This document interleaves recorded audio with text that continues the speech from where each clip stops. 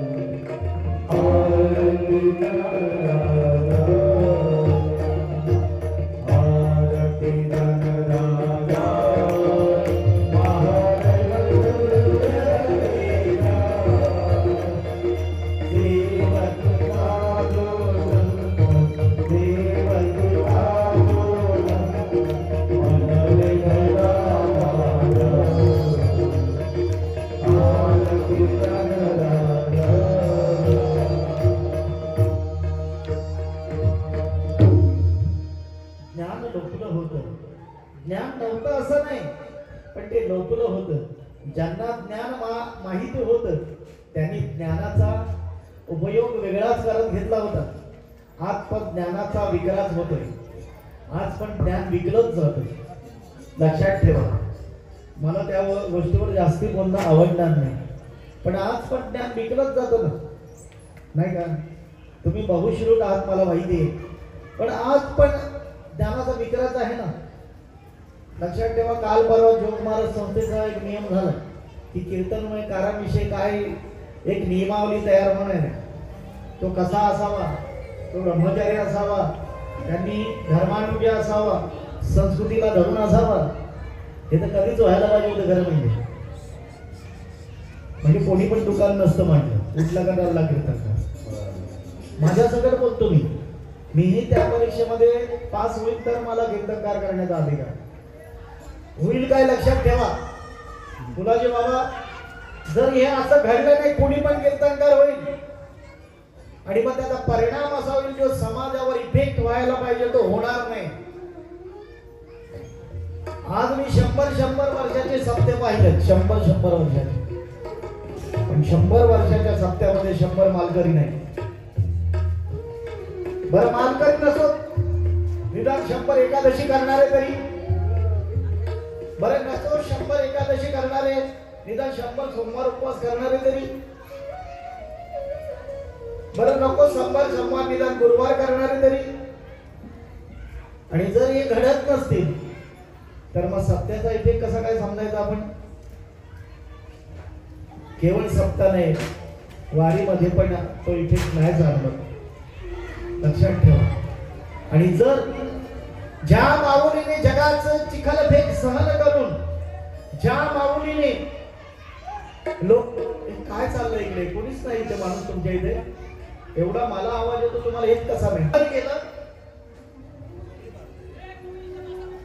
एवढं सण केल्यानंतर आणि एवढी पराकाष्ठा केल्यानंतर माऊलीनी जर त्याचे परिणाम होत नसतील तर येणाऱ्या भावी पिढीचं नुकसान होईल. लक्षात ठेवा, भावी पिढी घडणार नाही.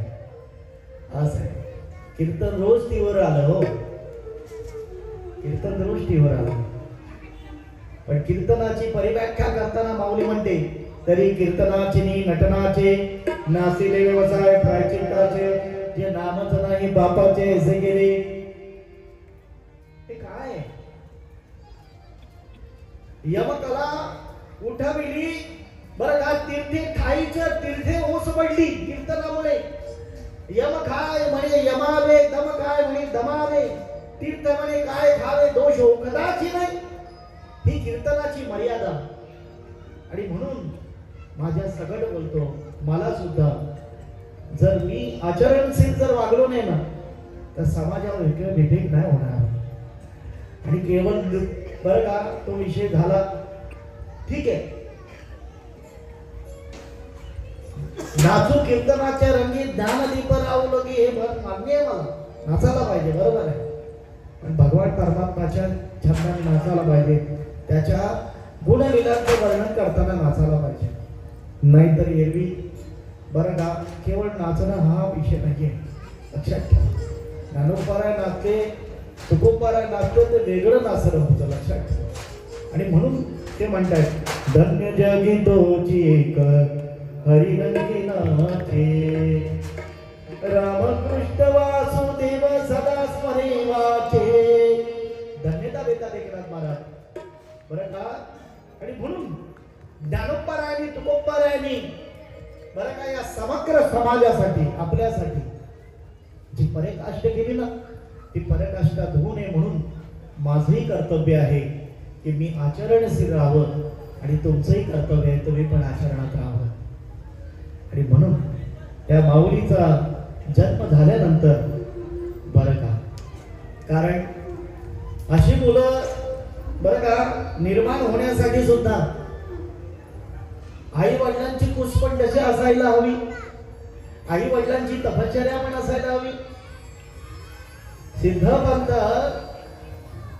विठ्ठलपंत आणि रुक्मिणी मातेला सोडून गेल्यानंतर 12 वर्ष माझी माऊली वाट बघते आपल्या पतिराजांची. आणि 12 वर्ष बरं विठ्ठलपंत पण ब्रह्मचारी व्रत पाळून आणि राहतात. आणि मग विठ्ठल पंतांचा आपल्या गुरूंच्या सांगण्यावरून संसार ग्रहण केला जातो. विचार करा, एवढी वाट पाहणारी माऊली आणि असं ब्रह्मचर्य पाळणारी, किती ज्ञान होतं.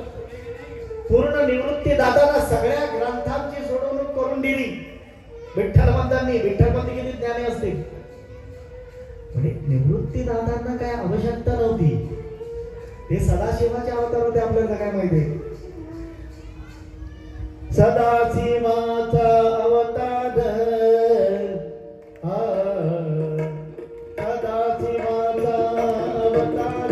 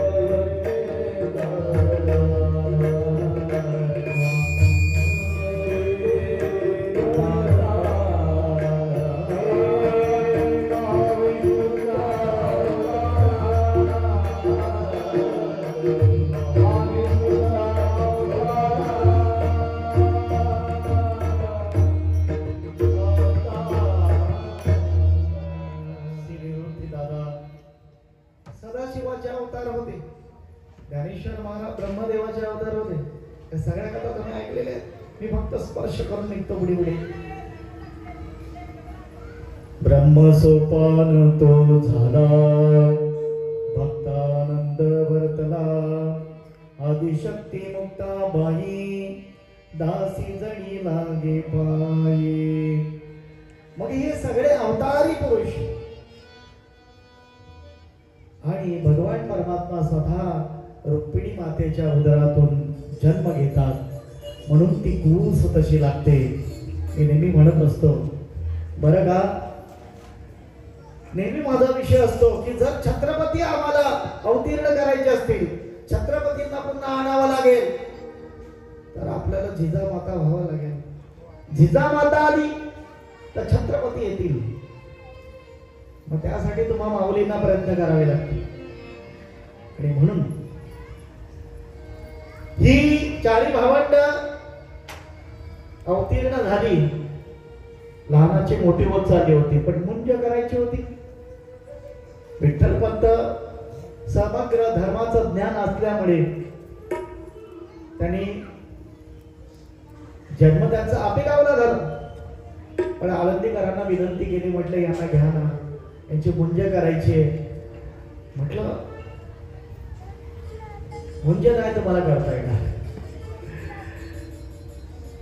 खरं सांगू तुम्हाला, जर हे विरोधाभास झाले नसते ना तर माऊली आपल्याला भेटली नसती. लक्षात ठेवा. कारण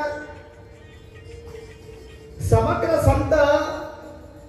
संतांचा विचार केला आपण तर असा एकही संत दाखवा, एकही साधू दाखवा की ज्याला विरोध नाही झाला. मग अगदी भाऊराय असो तरी पण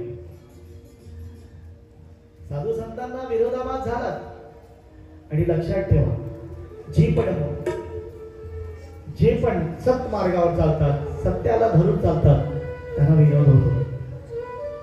म्हणून मी तुम्हाला विनंती करेन, होऊ दे विरोध. झाला तर होऊ दे विरोध. अजिबात माघार घ्यायची नाही. कारण सत्यमेव जयते. भगवान परमात्मा जर आपल्या बाजूने उभा राहिला तर गीता माऊली म्हणतात, यत्र योगेश्वर कृष्ण यत्र पार्थो धनुर्धरा तत्र श्री विजयभूती ध्रुवा तेरमते ममा. ज्या ठिकाणी योगेश्वर कृष्ण आहे, जिथे अर्जुन आहे, तिथे विजय आहे, तिथे विजय आहे. आणि तो विजय करायचा असेल तर कृष्ण आपल्या बाजूने पाहिजे. लक्षात ठेवा, ज्या बाजूने कृष्ण असतो, ज्या बाजूने भगवान परमात्मा असतो, असाच आवाज ठेवा आणि असाच इफेक्ट ठेवा. असा पाहिजे मला कंटिन्यू. ज्या बाजूने भगवान परमात्मा असतो आणि ज्या बाजूला भगवान परमात्मा उभा असतो, दैत्यांची पुढे नाची साधूंचा मान दिवसे. दैत्यांची पुढे असतो तो. आणि म्हणून 100 कौरव होते, फक्त 5 पांडव होते. बरं का, 100तला एक पण शिल्लक ठेवला नाही आणि 5तला एकाला पण धक्का लावला नाही. ही देवाची कृपा आहे. एकाला पण धक्का भगवान परमात्म्याचं असं काम असतं. आपण 5 आहोत, बस झालं. एक नंतर आपण समजा आपण 5च आहोत. अरे भाऊ, आपण 5च आहोत. ज्ञानेश्वर महाराज आपण 5च आहोत. बघा ना तुम्ही हिशोब लावून बघा. आपल्या गावामध्ये आपण 5च आहोत. मला झाला. आणि म्हणून धीरज महाराज, विरोध होणार, त्रास होणार, फक्त बाबाची कृपा पाहिजे. उद्या बाबांना पत्रिका तू पाठवली का? मी पण उद्या एक पाठवणार आहे. कारण आदरणीय सदानंद महाराजांचं पण चरित्र मी शेवटच्या दिवशी सांगणार आहे. तर ही भगवान परमात्म्याची कृपा आहे. परमात्मा बरं का, भक्ता राखी पाया पती,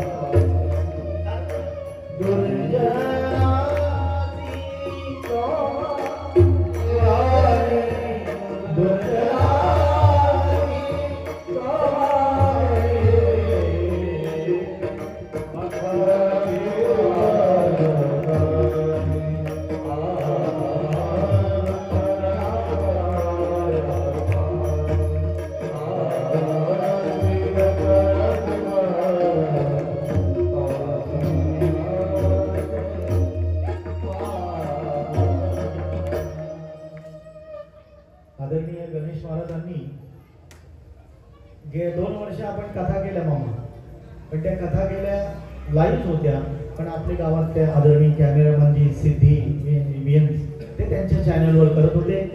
आणि यावर्षी मी तुम्ही म्हणा महाराज काय चाललंय मोबाईलवर वगैरे, म्हणजे तुमच्या मनात शंका नको राहायला. दुर्जनासी संहारी, भक्ताला त्रास झालेला सहन होत नाही. कारण भगवान परमात्मा म्हणतात माझ्या ठाई जे पवित्रपण ते भक्ताचे निदान, या लागे धावे चरण रजो वंदाया. भगवान परमात्मा म्हणतात अर्जुन ऐक, मी जो पवित्र आहे ना तो त्या भक्तांमुळे. आपण ही भक्त कथा घेतली ना, संत कथा घेतली ना, याला कारण काय होतं?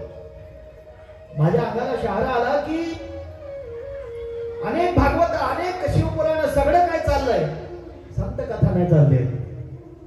नाम रूपा तुका म्हणे झाला सोपा, तुका म्हणे झाला सोपा,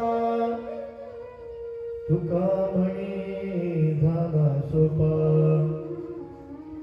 भक्तांमुळे आला तो. त्या ज्ञानोबारांनी त्याला आणलं. खरं म्हणजे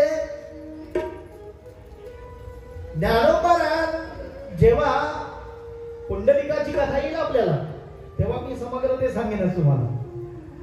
पण भगवान परमात्म्याने आपण म्हटलं आरतीमध्ये अवतार पांडुरंग नाव घेदिले दानी. द्वापार युगामध्ये तो आला हो. आणि द्वापार युगामध्ये आल्यानंतर सर्व भक्तांचा रक्षण करण्यासाठी आणि त्याने अवतार घेतले. आणि तोच अवतार ज्ञानेश्वर नाव ठेविले ज्ञानी. बरं का, ही माऊली 1197, निवृत्तीदादा 1195, माऊली 1197, सोपान काका 1199 आणि मुक्ता माऊली 1201. 2-2 वर्षाच्या गॅपमध्ये यांचा जन्म झाला, अवतार झाला. आणि म्हणून मुंज करून देत नाही, मुंज करायला विरोध करतायत. त्यांनी सांगितलं, म्हटलं तुम्हाला जर तुमच्या मुलांची मुंज करायची असेल तर तुम्हाला पैठणला जावं लागेल. पैठणला गेल्यानंतर सुद्धा ते लोक कुठे मान देतात हो. खरं सांगायचं सांगू का तुम्हाला, अनेक लोक म्हणतात ब्राह्मण असे ब्राह्मण तसे. नाही नाही, सगळ्या ब्राह्मणांनीच धर्म टिकवलाय. माझी माऊली, माझे एकनाथ बाबा ब्राह्मणच होते, लक्षात ठेवा. ब्राह्मणांनी धर्म नाही बोलवला. आणि ब्राह्मण कसा असावा, फक्त बरं का माझ्या रामरायांनी त्यांचा आदर्श करावा. असे विश्वामित्र वशिष्ठ ऋषी, कधी विश्वामित्र वशिष्ठ आले तर माझ्या रामरायाने उभं राहावं, इतकी ब्राह्मणाची ख्याती आहे. ब्राह्मण साधे नाही काय. आता कसे आहेत यावर आपल्याला बिलकुल बोलायचं नाही. रामरायांनी स्वतः बरं का उभं राहावं त्यांच्यासाठी आणि त्यांची आज्ञा मानावी. आणि म्हणून जी पण जरी त्यांनी विरोध केला, आणि विरोध केल्यानंतर म्हटलं तुम्हाला शुद्धी मित्र नाही मिळणार, बरं का. पण हे होण्या अगोदर जे प्रकरण घडलं की जेव्हा त्यांना मुंजी करायला देत नाही, विठ्ठल भक्त त्या अगोदर जाऊन आले होते. विठ्ठल भक्तांना सांगितलं जर तुमच्या मुलांना समाजामध्ये ठेवायचे असतील तर तुम्हाला देहांत प्रायश्चित घ्यावं लागेल. विचार करा किती मोठा प्रसंग होता. देहांत प्रायश्चित म्हणजे सदैव हा देह विसर्जित करायचा होता. काही बोलले नाही. म्हटलं काय करा, रुक्मिणी मातेला सांगितलं, म्हटलं पैठणकरांनी न्याय दिलाय की तुम्हाला सदैव बरं का तुमचा देह. काही ठिकाणी प्रवास आहे, काही सांगतात काशीला गेलं, काही म्हणतात सिद्धबेटामध्ये झालं. 2 प्रवास आहे. म्हटलं ठीक आहे. आणि मग त्यावेळेला किती कहेरून आलं असेल. आईला एक बाळ गेलं तरी पण सोडायला किती आईला यातना होतात. ही 4 लेकरं जाताना, त्यांना सोडून जाताना माझ्या रुक्मिणी मातेला किती त्रास झाला असेल विचार करा. आणि माझी रुक्मिणी माता तिथून सोडत नव्हती. मग त्या ठिकाणी गहिनीनाथ आले. गहिनीनाथाने सांगितलं, माऊली का तू शोक करतेस? ही तुझी मुलं म्हणजे अवतारी पुरुष आहेत, जा तू. आणि मग त्यांनी देहांत प्राचित ते झाल्यानंतर सुद्धा समाजाने त्यांना स्वीकारलं नाही. आज माझ्या माऊलीवर दही, तूप, लोणी सगळा त्याचा अभिषेक घालला जातो. पण त्या काळामध्ये साधं पीठ मिळून देऊ नये. पीठ विसोबा केसराचा खापर मिळून दिलं नाही. माऊली पैठणीला जाते. काय रे नाव तुमची? निवृत्ती, ज्ञाना, सोपान, मुक्ताई. म्हटलं नाव तर खूप छान आहे. निवृत्ती जो पुन्हा वृत्तीवर येत नाही. ज्ञाना हो, सोपान, मुक्ताई, काय नाव आहे? लक्षात ठेवा. एकदा माणूस भक्ती करायला लागला की त्याला ज्ञान प्राप्त होतं. ज्ञान प्राप्त झालं की त्याला वैराग्य प्राप्त होतं, म्हणजे निवृत्ती होते. मग त्याची भक्ती सोपी होते. आणि भक्ती सोपी झाली तर त्याला मुक्ती प्राप्त होते. हे या चौघांचं सूत्र आहे. म्हटलं तुझं नाव नाना आहे? म्हटलं हो.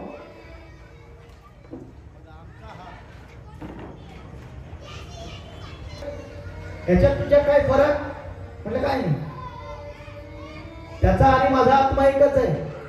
पण ज्ञानोबाला काय सांगायला आवश्यकता होती का? त्याच्या अंगावर असुर मांडला, यांच्या अंगावर असुर उठला. म्हटलं यांचा बाप बंगाल विद्या शिकला असेल. आता विद्या शिकला असेल म्हणून हे जमलं असेल. कोणी काही तर्क लावत होते. म्हटलं हा वेद बोलेल का? बोलू शकेल? म्हटलं काय, त्याचा आणि माझा आत्मा एक आहे.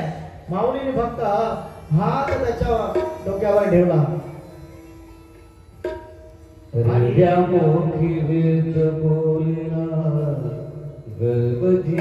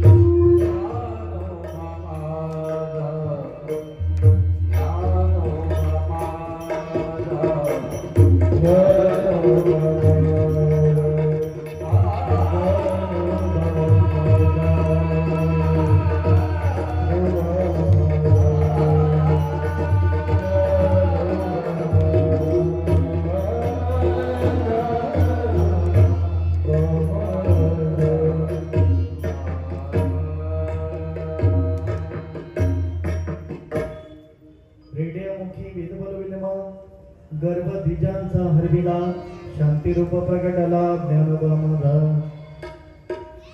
ज्ञानोबा रायाने त्या काळामध्ये रेड्याच्या मुखातून वेद बोलवले. मी तर म्हणतो त्या काळामध्ये रेडा बोलवल्या. लोकांनी आक्षेप घेतला, म्हटलं असं कुठे रेडे बोलत असतात का? मग त्याला निळोबाराने उत्तर दिलं, म्हैसी पुत्रा मुखे बोलवणे श्रुती चालवणे भिंती वैसोनिया. आता म्हैसीचा पुत्र कोण माहिती आहे तुम्हाला? त्याला रेड्यात नाही. म्हणजे लोकांचे आक्षेप असतील तर त्यांनी ते उत्तर दिली. पण जर त्या काळामध्ये रेड्याला बोलवलं, तसे आमच्यासारखे अनेक रेडे आज माऊलीमुळे इथे बोलतात, हाच मला अर्थ सांगायचा.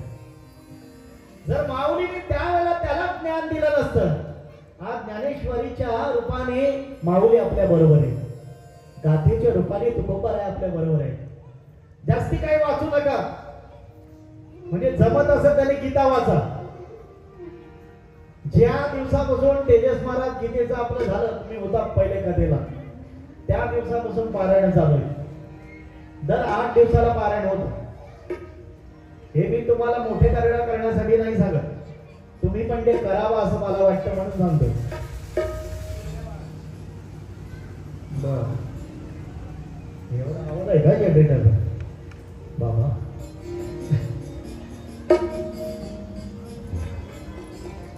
तेव्हापासून आज 2 वर्ष झाली महाराज, 2 वर्ष ती पारायण चालू आहे.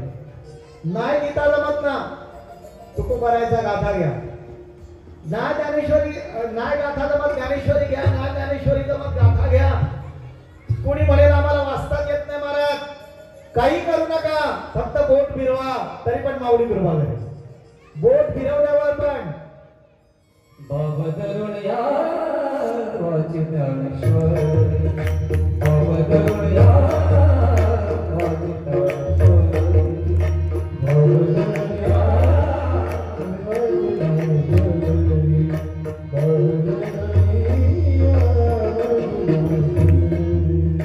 कृपा करे खाली दया खाली, कृपा करे खाली दया सोकिया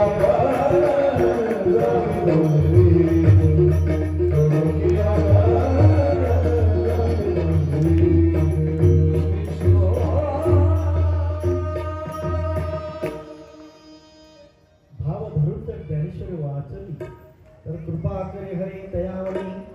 हो, नामा म्हणे ग्रंथ श्रेष्ठ ज्ञान देवी, एक तरी ओमी अनुभवावी, एखादी तरी ओमी. बरं का? आणि म्हणून माऊलीने त्या काळामध्ये रेड्याच्या मुखातून वेळ बोलवलं.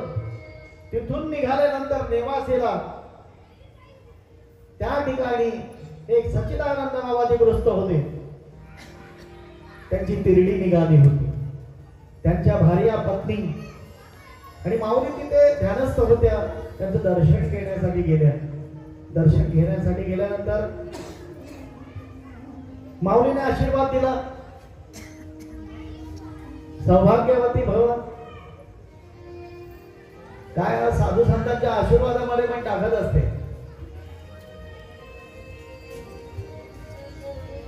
आपले आशीर्वाद बघा चेक करून.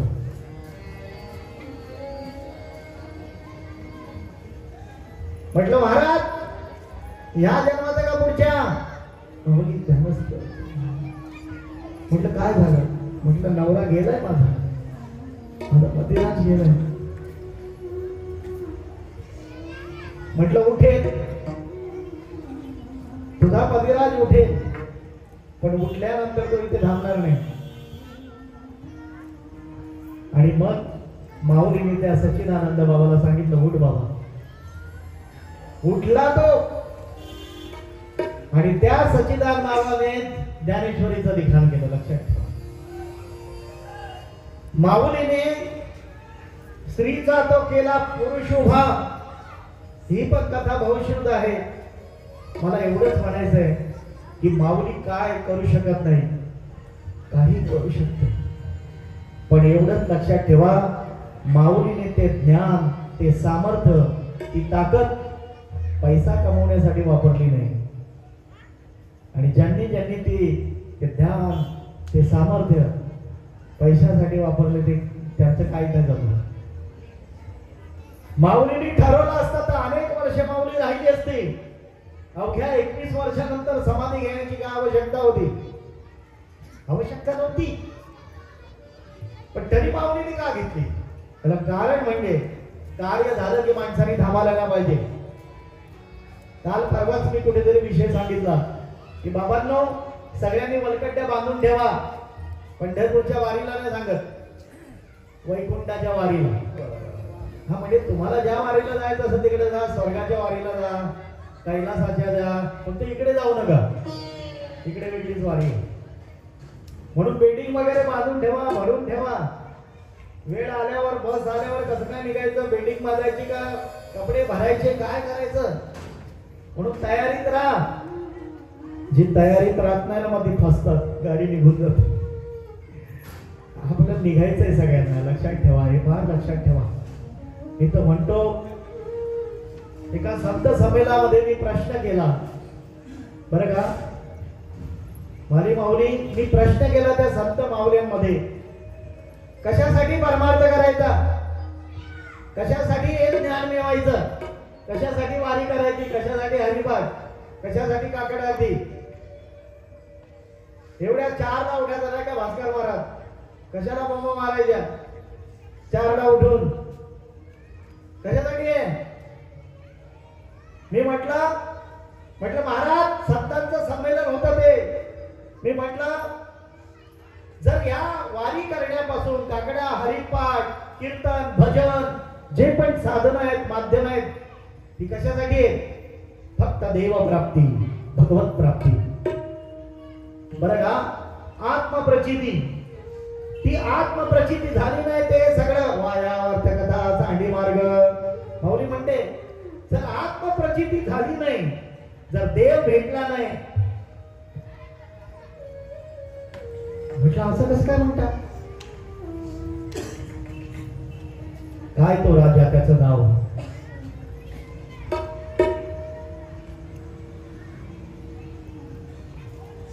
हरणी गर्भा गेला, घाला तो जड भरत राजा.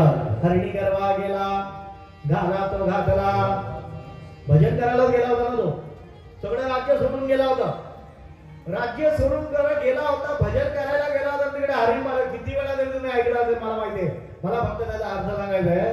जर भजन करायला गेलेला माणूस जर परत हरणीच्या गर्भात जात असेल, जड भरत राजा सांगत नाही मी सुनील महाराज सांगतो, मी तुम्हाला सांगतो म्हणजे मी मला पण सांगतो, जर कीर्तन करून आणि कथा करून जर मी पण जड भरतच होत असेल, मग काय अर्थ आहे? कशाला येईल, कशासाठी बाबा करायचं? कधीतरी देवाला बोला ना, देवा हनुमंतराया, हे गावदेव माते, तुझ्याकडे यायचंय मला.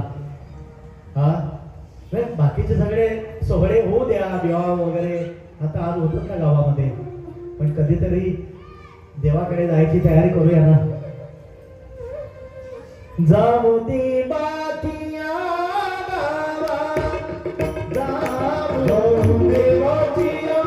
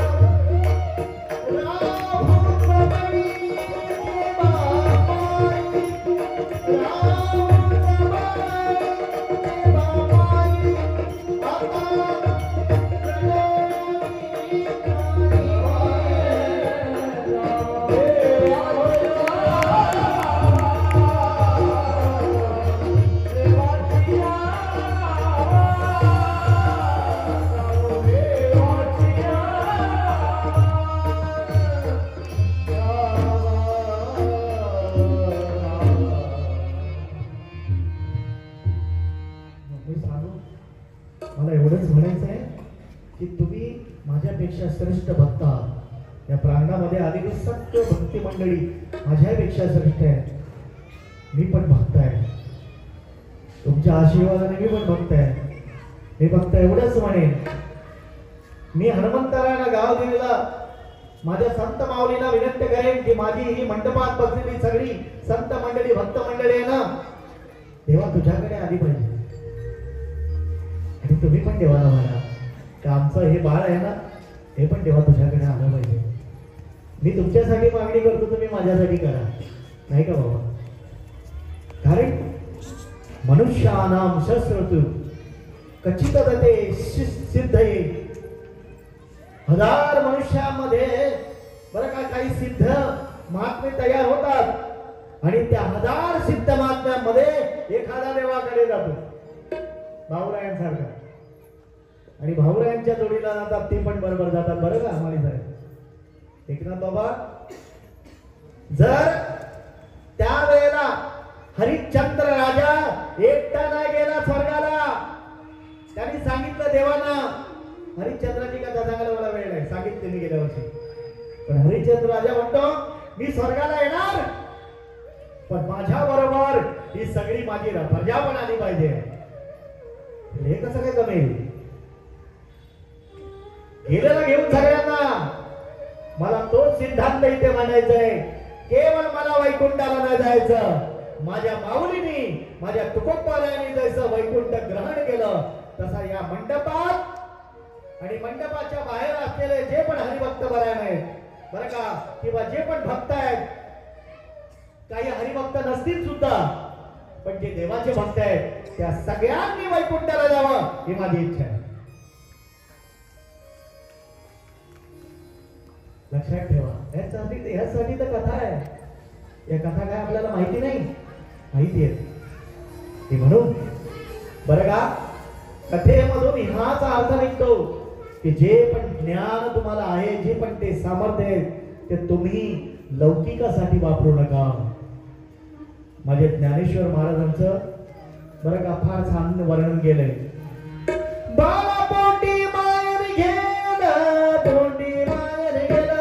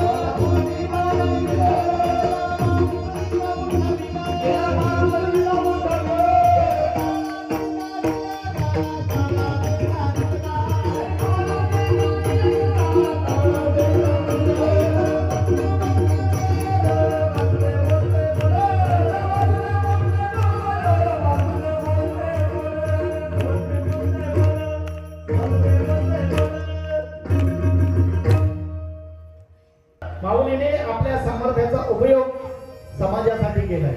आपण पण आपल्या सामर्थ्याचा, आपल्या धनाचा उपयोग परोपकारासाठी करा, एवढंच सांगायचंय. त्यानंतर त्या माऊलीने बरं का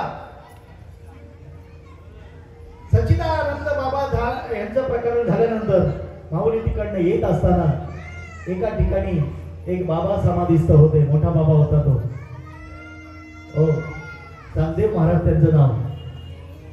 खरं म्हणजे खूप मोठे बाबा होते ते. त्यांच्या आजूबाजूला सगळी प्रेत वगैरे टाकली होती. म्हटले का टाकलेत? म्हटलं हा बाबा समाधीतून उत्थान पावला, समाधीतून जागृत झाला की फक्त दृष्टी टाकली तरी माणसं जिवंत व्हायची. विचार करा काय सामर्थ्य.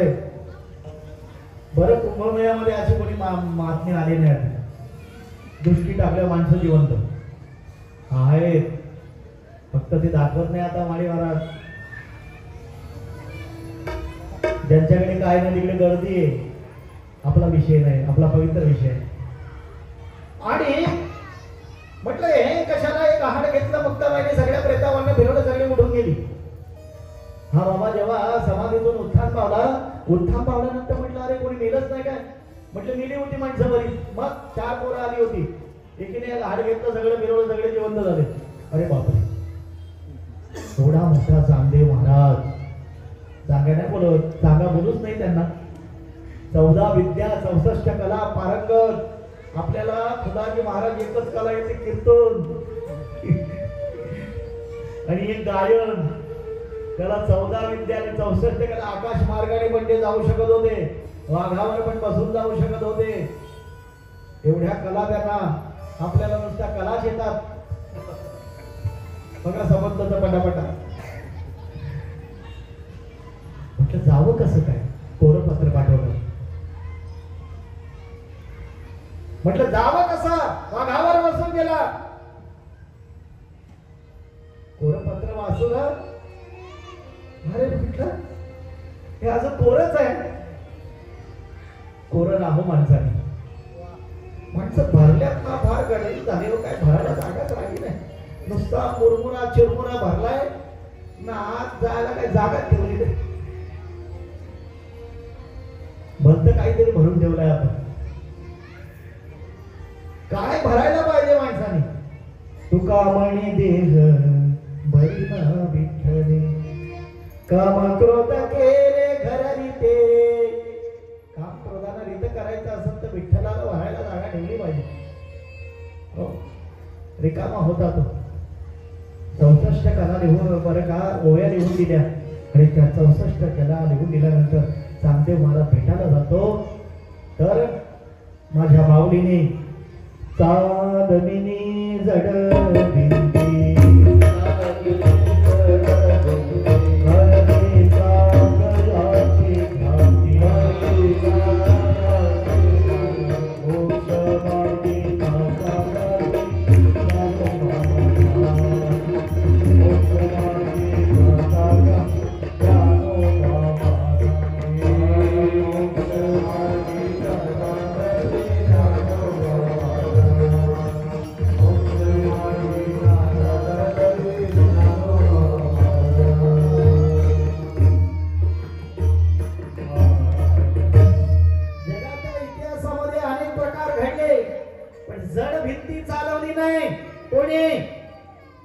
बरीच लोक कीर्तनाला जातात. ती तितकं लोक म्हणायला लागले माझ्या मागे कोण जोरात बोलतं त्यांनी हळूहळू बोला.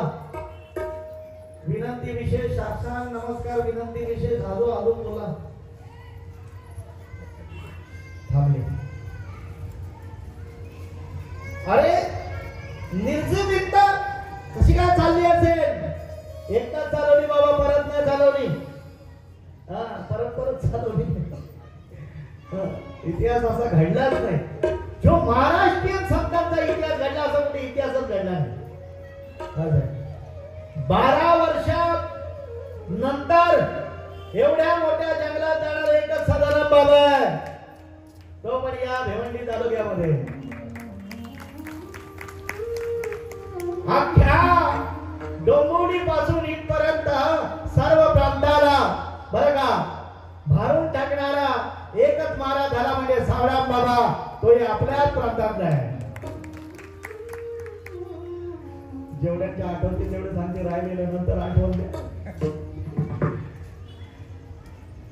2 ब्रह्मचारी आपल्याला लाभले. एक आदरणीय बालयोगी मच्छिंद्र महाराज. आज ज्यांच्याकडे गोसेवा आणि अनाथ मुलांसाठी अशी अंतःकरणामध्ये हृदयामध्ये जागा आहे. मच्छिंद्र महाराज सांगतात मुलं तुमची असतील घेऊन या, आम्ही त्यांचं शिक्षण करू. अजून काय आपल्याला द्यायला पाहिजे. एक वळचा कैलास बाबा आहे. कालाचं कीर्तन आहे त्यांच्याकडे माझं दरवर्षी असतं. ही बाबा मंडळी आपली. एक बाबा असा भेटणार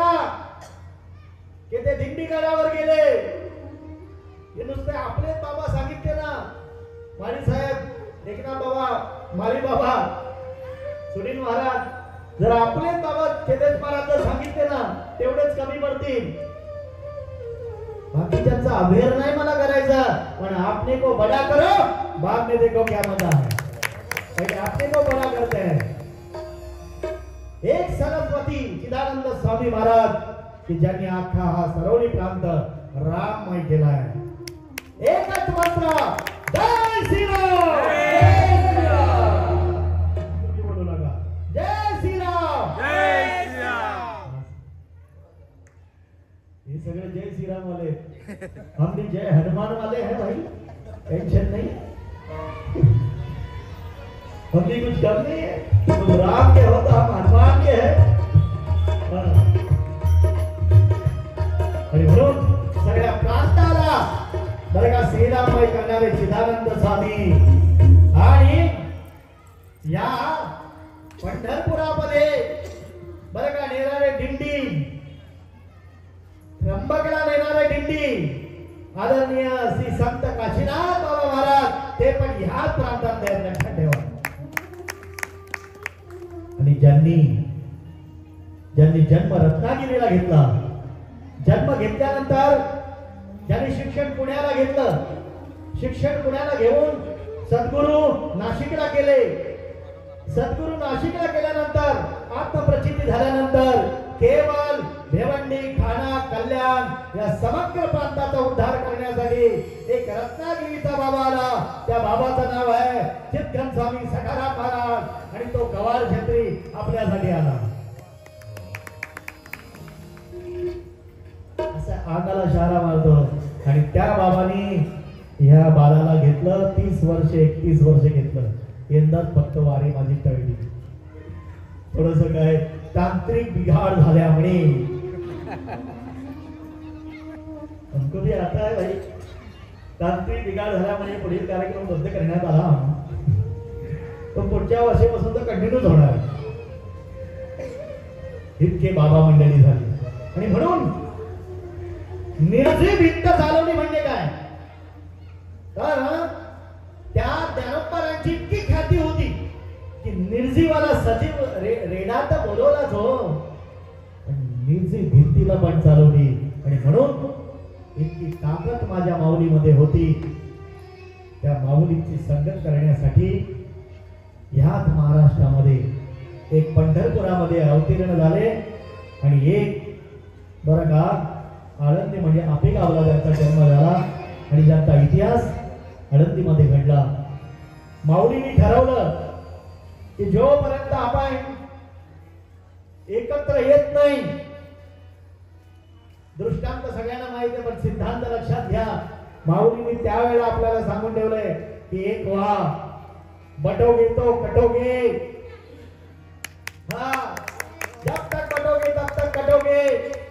हा काय योगीचा हे नाहीये, हे तेव्हा माऊलींनी सांगून ठेवलाय एक व्हा.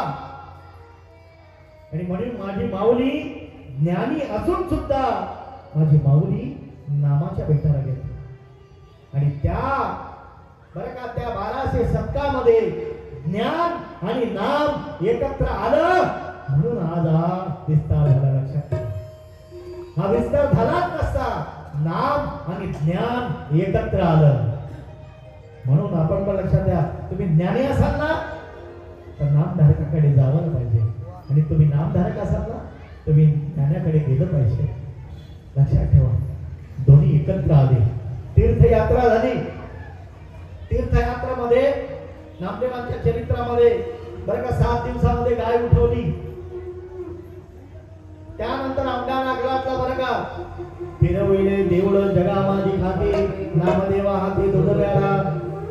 ही ख्याती सुद्धा माझ्या साधू संतांनी करून दाखवली. आतापर्यंत माणसं बरीच फिरले असतील, पंढरपूरला बरेच गेले असतील, काशीला बरेच गेले असतील ज्ञानेश्वर महाराज, पण देऊळ फक्त महाराष्ट्रात फिरलेला इतिहास आहे.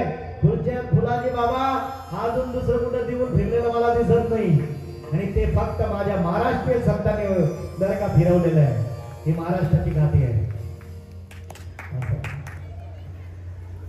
याचा अर्थ महाराष्ट्र महाराष्ट्राच्या बाहेरच्या संतांचा मला अवेअर नाही करायचा बरं का, हे डोक्यात येऊन झाला. मला महाराष्ट्र काय सांगायचं आहे, मी महाराष्ट्रातल्या भूमीतला आहे. यहाँ पे मेरा जन्म हुआ, यहाँ पे मैं बड़ा हुआ हूँ और यहीं पे मेरा अंत होने वाला है. बरं का, या भूमीमध्ये मी जन्माला आलो म्हणून पवित्र ते कुळ पावन तो देश, जेथे हरीचे दास जन्म घेते, कर्म ध्यान त्यांचा झाला नादर, त्यांची ने पावन तिन्ही लोक. आणि म्हणून ते ज्ञान आणि नाम एकत्र आलं आणि क्रांती घडली. आणि क्रांती घडल्यानंतर बरं का, माझ्या माऊलीने पांडुरंगाला आज्ञा मागितली की पांडुरंगा, माझं आता काम झालं, माझं कार्य झालं, आता मला समाधीची आज्ञा द्यावी. विचार करा, एक दिवस आपल्या जीवनामध्ये पण असा येणार, भक्ती करताना असा दिवस येणार की तुम्ही पांडुरंगाला सांगाल, ए पांडुरंगा, हे कृष्णा, आता बस संसार झाला, आता मला तुझ्यामध्ये यायचंय, तुझ्या तत्वामध्ये विलीन व्हायचंय. आणि ज्या दिवशी असं तुम्हाला वाटेल ना, समजायचा तुमचा त्यांची सरणी एरधार झाला सफल व्यापार. हा व्यापार आपला सफल झाला ज्या दिवशी तुम्ही भगवंताला सांगितलं, भगवंता, आता मला तुझ्याकडे यायचंय, बस झालं. पुरे हा संसार कर्म बलवंत दुस्तर, राहुनी दिसतील एकी ठाई निश्चय. बस झाला देवा, आता संसार बस झाला, असं आहे माऊलीने सांगितलं. आणि मग माऊलीने सांगितल्यानंतर समग्र भगवान परमात्मा सर्व साधू संतांना ऋषीमुनींना सांगून आणि माऊलीला समाधिस्थ करण्यासाठी शिवपीठ हे जुनत, ज्ञानाबाई तेथे मुकुट, जुनं शिवपीठ. आणि याच वेळी एक ठिकाण का निवडलं, अष्टदर्शे वेळा साधिनी समाधी, ऐसे अनादि ठावसे. या ठिकाणी माऊलीने 108 वेळा समाधी घेतली होती, म्हणून हे ठिकाण निवडलं गेलं. म्हणजे आपल्याला माऊली असं वाटतं की आताच माऊलीने समाधी घेतली, नाही का. माऊलीचा समाधी सोहळा 25 नोव्हेंबर 1296 दुपारी 2:30 वाजता झाला. 25 नोव्हेंबर 1296 दुपारी 2:30 वाजता झाला. सगळ्यांना मी सांगेन की अरे बाबांनो, सगळे जाताना एकनाथ महाराजांचं आमचं बोलणं झालं की यावर्षी समाधी सोहळा करून आलो. दरवर्षी एकादशीला माझं कीर्तन असतं, ज्ञानेश्वर महाराज, तेजेश महाराज सगळे असतात. सुनील महाराज की आम्ही सांगत असतो एकादशीच्या कीर्तनाला, अरे बाबांना 2 दिवस उशिरा या, कारण की ही माऊलीची यात्रा आहे ना, ती माऊलीची यात्रा म्हणजे माऊलीचा समाधी सोहळा आहे. आणि तो समाधी सोहळा केल्यानंतरच तुमची यात्रा पूर्ण होते. म्हणून सगळ्यांना विनंती असेल, तुम्ही सगळ्यांनी समाधी सोहळ्याला या. आणि म्हणून माऊलीला समाधी देण्यासाठी त्या ठिकाणी भगवान परमात्मा आले. देव